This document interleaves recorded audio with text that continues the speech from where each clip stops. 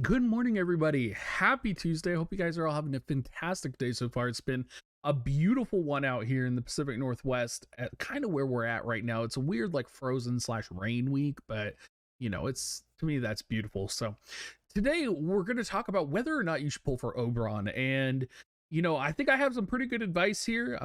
Pretty much it's going to be that you should hold off a couple of days, but we'll go ahead and talk about that. Let's go ahead and dig in. So I think the general advice to hold off on pulling on units that are on the kind of generic banner or that are always going to be available is usually pretty sound and is true right here. Oberon is a very powerful unit. He is no doubt going to be very good. If you are like a new player or you're someone who doesn't have a very powerful account, definitely Oberon is going to be a very good unit for you and you should pull for him. But if you're somebody who already has a powerful roster, if you're someone who, is going to be pulling on limited banners or wants to save for limited banners in the future, you may want to hold off on pulling. And the reason I'm saying this is, you may want to wait at least until Friday or Saturday this week, because the JP second anniversary is coming this week. And that's going to reveal some pretty big stuff coming on the JP side. Now, that is, of course, 3 to 6 months ahead of us. But what's important and what's really key here is that they may announce Endwalker collaborations. And if there is an Endwalker collaboration that is announced on the JP side, what that means is we on the GL side are likely going to be getting an Endwalker collaboration as well. The reason being is, we have Oberon coming out this week. We have potentially Alphalacalus or whatever his name is coming out next week. So that would mean that the week after, which is the week that Endwalker is releasing globally to people who have pre-orders, could be the week that we see an Endwalker collaboration. And I think it could be worth waiting if you are a GL player right now, and if you care about any of the Final Fantasy XIV, either vision cards or potentially some of the new units that might be coming out. It could be worth it to wait and see what is released for the Endwalker collaboration on the JP side. If we do end up getting those units on the GL side early, that's going to be a pretty significant power creep because, of course, we're going to be getting units that could potentially be 3 to 6 months ahead on the JP side, very similar to when Halloween Leela first came out on the global side, where she was kind of released simultaneously on global and JP. We could see the same thing happen with the Endwalker collaboration. And really, my gut is telling me there is going to be some type of Endwalker collaboration announced. Now, if there isn't an Endwalker collaboration announced, one of the things you have to think about is we also have Final Fantasy XV around the corner. So if Endwalker is not announced, it probably means that Final Fantasy XV collaboration is going to happen some point this month, which is a very big deal. That's very exciting for a lot of people. There's, Aranea coming, there's Noctis, you get Prompto for free. Noctis, of course, a very powerful earth slashing unit. So if you do have GL Zazan, if you have Pumpkin Frederica, if you have Ketone leveled, it may make more sense for you to wait and pull for Noctis, particularly since Noctis's vision card is one of the most powerful vision cards in the Earth vision card set. It may make more sense for you to wait until that comes out and pull for Noctis.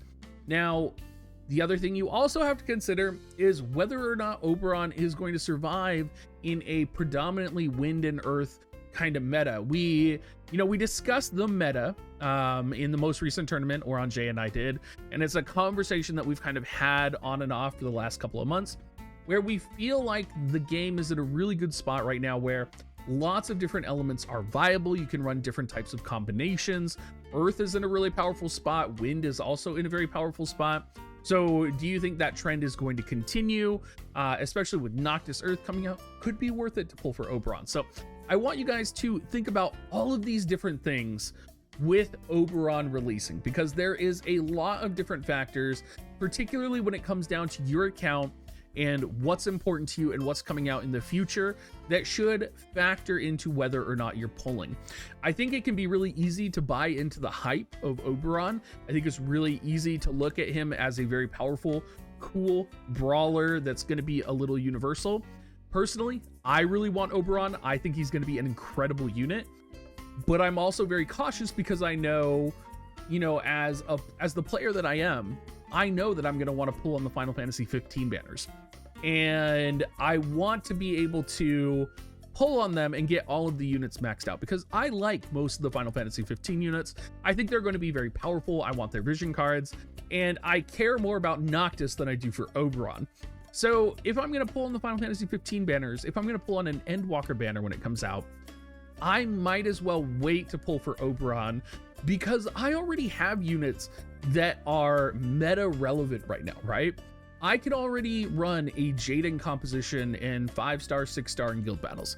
I can run a Jaden composition, get high tier, you know, mission achievements. I could run a Jill Zazan combination. I could run a Halloween Lily combination. Like, my account where it's at has so many different meta composition variables, and a lot of people have this now, right? Like, a lot of people have King Mont, they have, you know, some combination of Black Rose Helena, Jaden, Yuna, right? Everybody's account's going to be in a different spot, but most people already have access to a meta team. And when you ask yourself, do I need to pull for Oberon? I don't think you do. And I think a lot of Oberon right now is going to be a lot of FOMO, right? Like, you're going to miss out on getting Oberon, you know, this week, or you might miss out on, you know, free shards. But the reality is the amount of free shards that you're getting for Oberon has decreased, right? Pretty much the only free shards you're going to get are from the Visior that you spend, right? Because there's a Visior consumption bonus. And there is, you know, the 120 you get from maxing him out in his challenge board. Previously, there would have been a lot more shards for you to get. There would have been shards in a lot more places. We have the monthly shard login.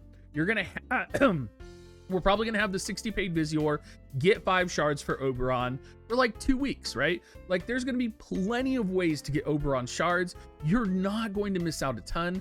Maybe, you know, you do some kind of mix, like you do the 9-step, and then, you know, because I know I'm short on weed. I'm sure a lot of you guys are short on weed as well. So maybe I'll do the 9-step, and kind of, if I don't get them, I don't get them, right? It'll be interesting to see if the weed is still locked in the token rewards like they were for Halloween, because then you could buy some weed along with getting the weed from the 9-step. Somehow I doubt it will be, but you never know. Anyway, guys, I just wanted to kind of talk about all this because this is all stuff that's swimming around in my head right now. And I think that, you know, particularly with Halloween and kind of the way that they, you know, also screwed us in Halloween, you know, do I want to pull? Do I want to spend money right now? Not particularly. They're going to really have to try and earn it back from me. Will I do a 9-step? Sure. Am I going to spend a lot of money getting bundles or banners? Not right now. Maybe when Final Fantasy 15 comes out or Endwalker collaboration. Pretty much the only thing I am dying to pull for right now is the Elf Glockless VC, because that is such a powerful vision card and such a powerful Esper. And I mean, we're probably going to get a 2K paid for that anyway.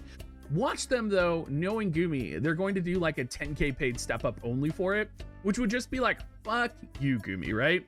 Anyway, everybody, I'm curious to hear what you think down below in the comment section. If I were you, either way, pulling for Oberon, I would wait. I would hold off. I would wait until later in the week after the JP 2nd anniversary. That's kind of the message I really wanted to get out to you. But yeah, if you guys do want to support me, you can use my affiliate link, dig.gs/offer or dig.gs/coins. You can come see me live on stream. I will be here tonight doing the Oberon reset. We'll definitely assess all of the banners. We'll assess the drop rates. We'll kind of see, you know, if you are pulling, what you should pull on, if the 9-step is going to have weed accessible on it, which is a big deal. So we'll kind of go over all of that.